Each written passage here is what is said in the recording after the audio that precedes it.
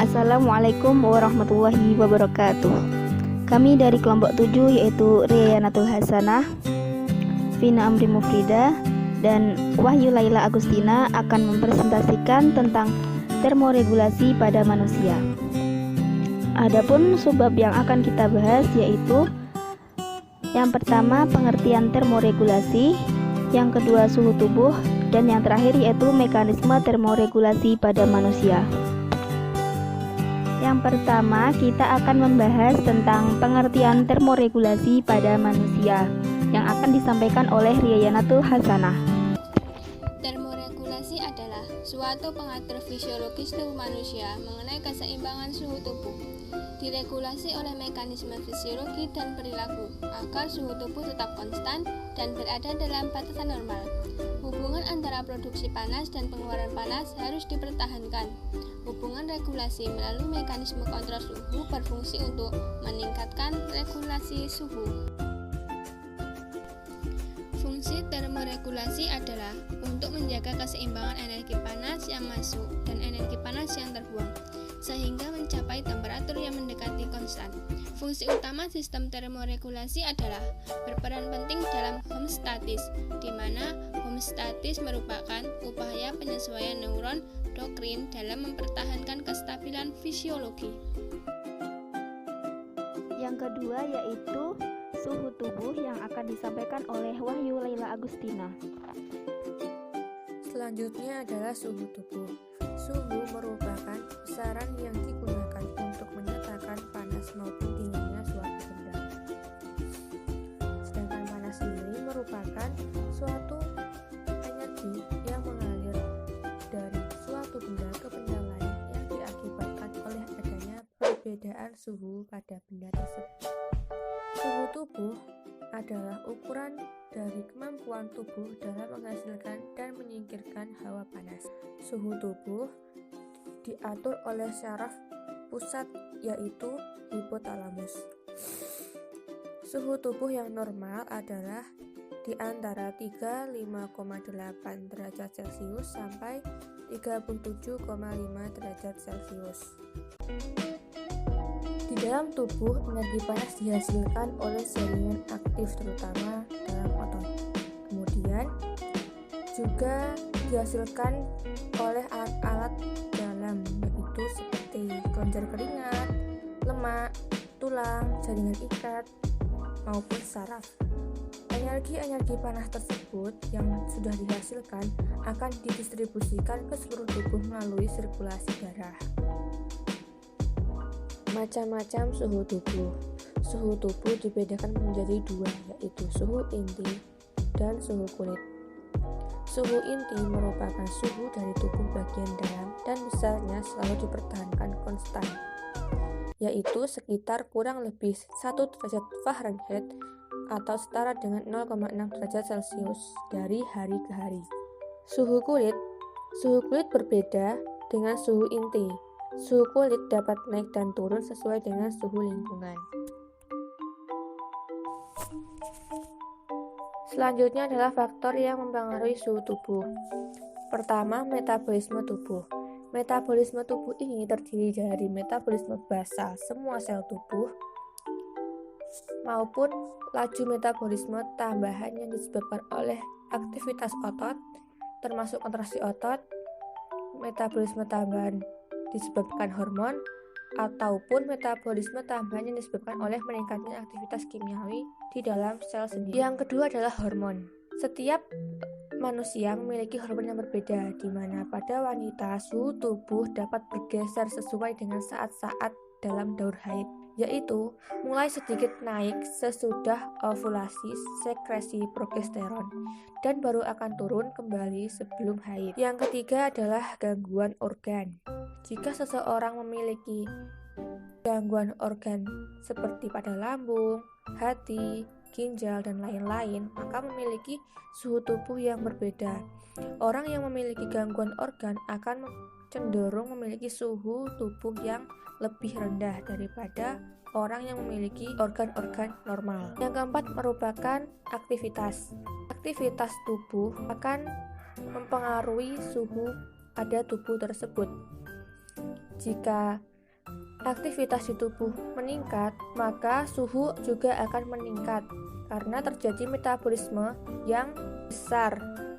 Energi yang diperlukan juga besar karena aktivitas yang dilakukan besar begitu. Kemudian lingkungan. Di daerah yang beriklim dingin, suhu tubuh hampir selalu lebih tinggi dibanding suhu lingkungan. Dan selalu saja terjadi kehilangan panas lewat kulit, sehingga suhu kulit dapat mencapai 17 derajat Celcius bila suhu udara cukup dingin. Oleh karenanya, terdapat perbedaan suhu yang sangat besar antara tubuh bagian dalam, lemak kulit maupun kulit itu sendiri. Misalnya, bagian dalam 37,2 derajat Celcius, otot 36,2 derajat Celcius, lemak kulit 33,6 derajat Celcius, sedangkan kulit 33 derajat Celcius dalam ruangan yang bersuhu 18,5 derajat Celcius atau seperti halnya di ruangan AC. Saat di ruangan yang dingin, pasti suhu tubuh kita juga terasa dingin dan suhunya lebih rendah. Berikut merupakan tabel perbedaan derajat suhu normal pada berbagai kelompok usia. Jadi, usia saat masih bayi, anak-anak maupun sudah dewasa dan lanjut dengan lansia memiliki suhu normal yang berbeda-beda, di mana saat masih bayi hingga anak-anak, suhu normal cenderung lebih tinggi daripada saat sudah remaja, dewasa, dan lansia. Dari situ diketahui bahwa hipotermi ini dikatakan bila suhu tubuh kurang dari 36 derajat Celcius. Jika normal, bila suhu tubuh berkisar antara 36 sampai 37 derajat Celcius. Febri atau pirexia bisa disebut febris bila suhu tubuh antara 37 derajat hingga 40 derajat Celcius. Sedangkan hipertermi bila suhu tubuh lebih dari 40 derajat Celcius. Dan yang terakhir adalah mekanisme termoregulasi pada manusia. Mekanisme termoregulasi pada manusia. Pusat pengaturan suhu tubuh manusia terdapat di hipotalamus melalui reseptor yang peka terhadap sirkulasi darah dan melewati otak suhu inti. Hipotalamus mengontrol suhu tubuh melalui stimulasi saraf otonom kelenjar keringat ketika suhu eksternal naik ataupun turun. Adapun bagian otak yang berperan dalam pengaturan suhu tubuh adalah hipotalamus anterior dan hipotalamus posterior. Hipotalamus anterior berperan dalam peningkatan kehilangan panas, vasodilatasi, dan pengeluaran keringat, sedangkan hipotalamus posterior berfungsi dalam menyimpan panas, penurunan aliran darah, piloerektil, menggigil, produksi panas, sekresi hormon tiroid, sekresi epinefrin, dan norepinefrin. Saat terjadi penurunan suhu tubuh inti, maka akan terjadi mekanisme homeostasis yang membantu produksi panas melalui mekanisme umpan balik negatif dengan meningkatkan suhu tubuh saat batas normal. Termoreseptor di kulit dan hipotalamus mengirimkan impuls saraf ke area preoptik dan pusat peningkatan panas di sel neurosekretorik hipotalamus yang menghasilkan hormon tirotropin releasing hormone atau TRH. Hipotalamus mengirimkan impuls saraf dan menyekresi TRH yang merangsang tirotropin di kelenjar pituitari anterior untuk melepaskan thyroid stimulating hormone atau TSH. Impuls saraf di hipotalamus dan TSH kemudian mengaktifkan beberapa organ efektor. Nah, dari berbagai organ efektor dapat meningkatkan suhu tubuh agar mencapai nilai yang normal. Adapun organ efektor yang dapat meningkatkan suhu tubuh adalah yang pertama impuls saraf. yang merangsang saraf simpatis sehingga terjadi vasokonstriksi pembuluh darah di kulit. Vasokontraksi adalah menurunkan aliran darah hangat sehingga terjadi perpindahan panas dari organ dalam ke kulit. Yang kedua yaitu impuls saraf di saraf simpatis menyebabkan pelepasan epinefrin dan norepinefrin oleh medula adrenal ke dalam darah untuk meningkatkan metabolisme seluler dan upaya termogenesis. Yang ketiga, pusat produksi panas merangsang bagian otak untuk meningkatkan tonus otot dan produksi panas. Tonus otot meningkatkan dan terjadi siklus berulang yang disebut menggigil, sehingga produksi panas tubuh meningkat hingga 4 kali dari BMR dalam waktu beberapa menit. Dan yang terakhir yaitu kelenjar tiroid. Kelenjar tiroid memberikan reaksi terhadap TSH dengan melepaskan hormon tiroid ke dalam darah. Peningkatan kadar hormon tiroid secara perlahan meningkatkan metabolik dan suhu tubuh.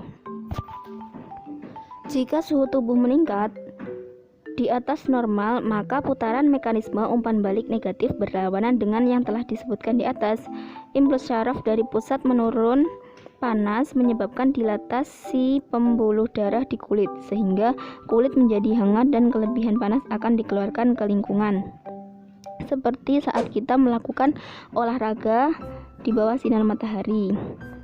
Nah, tubuh memiliki 3 respon utama dalam proses termoregulasi, yaitu respon aferen, respon regulasi sentral, dan respon eferen.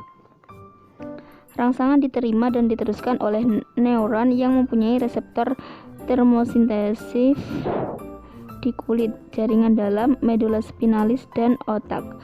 Input aferen dapat berubah tersebut diproses di otak untuk melalui respons eferen yang sesuai. Tubuh dapat menggigil atau berkeringat atau vasodilatasi kutaneus tergantung pada respon yang diperlukan. Adapun aktivitas manusia yang berkaitan dengan mekanisme pengaturan suhu tubuh dapat dilihat pada gambar berikut. Gambar yang pertama adalah seseorang sedang melakukan olahraga di siang hari.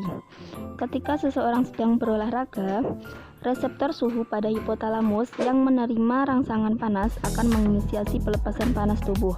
Hipotalamus akan menghasilkan enzim bradikinin yang menstimulasi pelebaran pembuluh darah dan aktivitas kelenjar keringat agar panas dapat keluar dari dalam tubuh, yaitu berbentuk keringat. Sedangkan gambar yang kedua yaitu suhu dingin di musim salju. Ketika suhu dingin, pasti manusia merasakan kedinginan dan menggigil. Maka dari itu, menggunakan baju yang bersifat tebal. Ketika suhu tubuh menurun di bawah normal, pembuluh darah di kulit menyempit sehingga lebih sedikit panas yang dibawa ke permukaan tubuh. Syaraf memerintahkan otot untuk bergerak atau biasa disebut menggigil untuk meningkatkan suhu tubuh. Cukup sekian penjelasan dari kami, semoga bermanfaat. Wassalamualaikum warahmatullahi wabarakatuh.